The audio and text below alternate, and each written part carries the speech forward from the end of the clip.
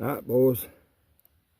This is some of the remnants from Helene. I'm just now trying to get it worked up. I got a tree laying over the top of the sawmill here. And I've got too old and lazy to climb. So I'm going to try a little jury rigging here. The tree looks lean and blowed over. Is hung up pretty good in a fork. I hope I can just notch it, let it fall over a little bit, and then pull it out with a tractor without hitting the sawmill. All right, here we go.